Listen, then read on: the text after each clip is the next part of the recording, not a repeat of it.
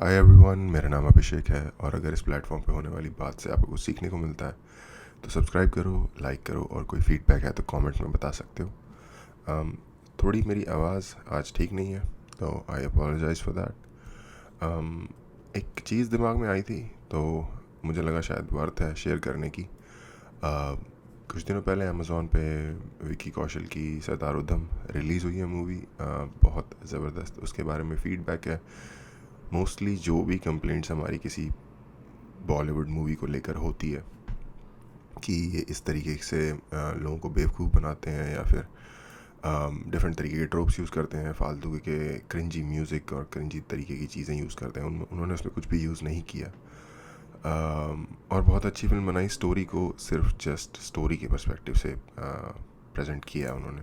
मेरा कहने का ये मतलब है कि कोई क्रिंजी किस्म का बैकग्राउंड म्यूज़िक इस्तेमाल करके अपनी फीलिंग को आप तक कन्वे करने के लिए उन्होंने यूज़ नहीं किया। उन्होंने एक्टिंग स्किल्स को, सरकमस्टांसेस को प्रॉपरली यूज़ किया, स्टोरी के नैरेटिव को प्रॉपरली यूज़ किया है अपनी बात या अपना मैसेज कन्वे करने के लिए, जो कि एक बहुत ही अच्छी बात है। एक उम्मीद जगती है कि हमारे यहाँ भी सिनेमा की क्वालिटी इंक्रीज़ हो रही है और एक वक्त होगा जब ओवरऑल क्वालिटी बेटर होगी, ज़्यादा फिल्में अच्छी बन रही होंगी मुकाबले की क्रिंजी फिल्मों के। एनीवे, ये एक्चुअली मूवी के बारे में नहीं है, मूवी से रिलेटेड फिनोमेनन के बारे में है।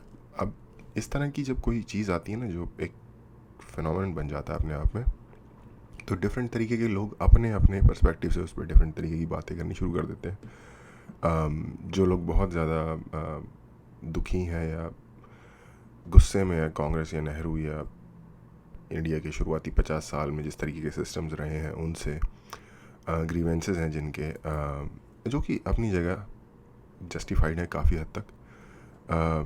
उनका कहना है कि यार वो आई मीन उन सब में एक चीज़ कॉमन जो आपको सुनने को मिलेगी वो ये कि इनके बारे में हमें पढ़ाया नहीं गया, हिस्ट्री बुक्स में इनके बारे में नहीं बताया गया, इनके बारे में प्रॉपर नैरेटिव नहीं सेट किया गया, इन्हें वो मुकाम नहीं दिया गया जो ये डिज़र्व करते थे। इनके बारे में, भगत सिंह के बारे में,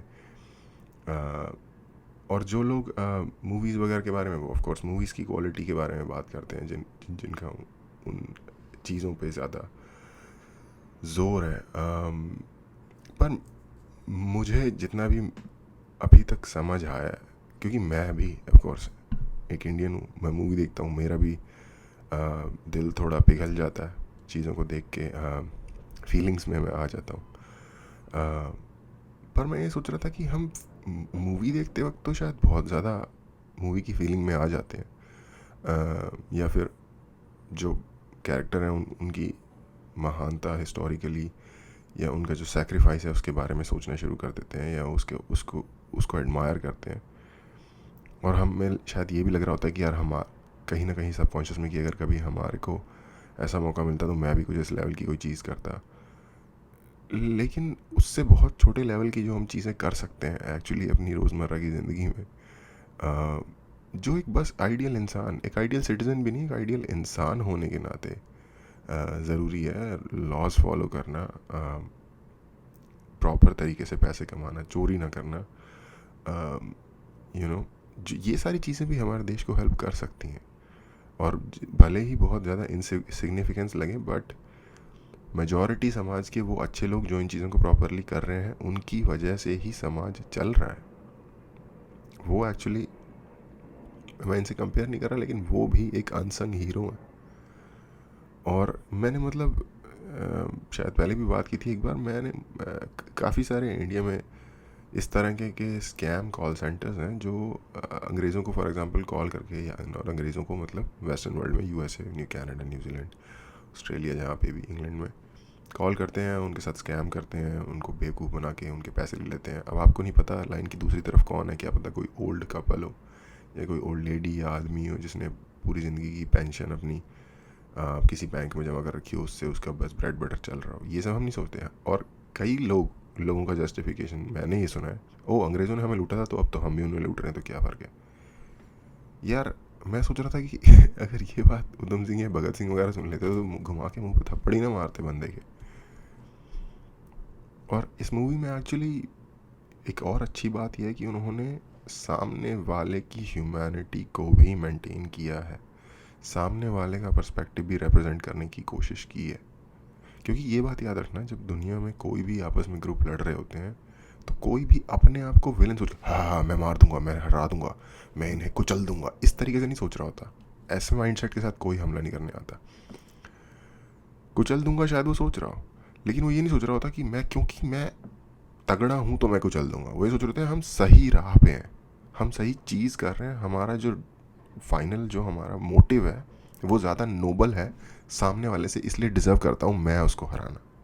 जितनी रिलीजियस वॉर हैं, जो भी डिस्क्रिमिनेशन है एक दूसरे के अगेंस्ट, ये सब के अंदर एवरी इंडिविजुअल अपने आप को, चाहे वो जिस भी ग्रुप से हो, जिस भी पार्टी से हो, अपने आप को हीरो ही सोच रहा होता है। तो हमारी जो ये हरकतें हैं आज के दिन में, उसके बाद क्या कहते हैं, जितनी भी आपने इस तरह की मूवी देखी होंगी, आपको जैसे गदर पार्टी है फॉर एग्जांपल, आपको दिखा होगा यार सारी कम्युनिटीज़ के लोग इस चीज़ का हिस्सा थे। जो फ्रीडम की जिस भी तरह की स्ट्रगल थी, चाहे वो पीसफुल हो या फिर अग्रेसिव हो या फिर लाइक वायलेंट स्ट्रगल हो, हर कम्युनिटी के लोग, तो इससे सिंपल पता चलता है कि हर कम्युनिटी में हर तरह के लोग हैं। और आज जिस तरीके की सिचुएशन है, और मैं किसी भी एक साइड की बात नहीं कर रहा, सब जो ये कहावत है ना, इस हमाम में सब नंगे, वो सब ही नंगे हैं। और बेसिकली अगर आप रियली देखो ना कहीं लगता है कि हर बंदा यार अपनी एक पर्सनल सेटिंग में इन्वेस्टेड है, बेसिकली अपने आप में इन्वेस्टेड है, और उसने एक कॉज ले लिया है अपने आप को प्रोपेल करने के लिए। चाहे ये आप लेफ़्ट से लेफ़्ट के बंदे का उठा के देख लो, राइट में उठा के देख लो, किसी को भी उठा के देख लो, कोई बंदा अगर किसी एक पर्टिकुलर साइड की, किसी एक पर्टिकुलर चीज़ की साइड नहीं ले रहा ना, ऑफ कोर्स एक्सेप्शन है, लेकिन जनरली आपको वो लोग मिलेंगे जो किसी एक चीज़ की साइड नहीं ले रहे। वो शायद सबसे या फिर सिचुएशन डिपेंडिंग अपनी जजमेंट रिजर्व रखते हैं। इस सिचुएशन में शायद ये सही था, इस सिचुएशन में शायद ये गलत भी हो सकता है। हर एक इंसान, मान लो मैं, हर चीज़ में सही नहीं हो सकता और हर बार गलत भी नहीं हो सकता। लॉजिकल आई होप होगा ये। इसी तरीके से हर बंदे पे ये चीज़ अप्लाई होती है, या हर ग्रुप कम्युनिटी पे ये चीज़ अप्लाई होती है। तो काश हम ये सारी चीज़ें थोड़ा सा रियली लाइक अपने आप को थोड़ा सा साइड पे रख के, अपने बैकग्राउंड को थोड़ा सा साइड पे रख के, थोड़ा ऑब्जेक्टिवली तरीक़े से सोच सकें।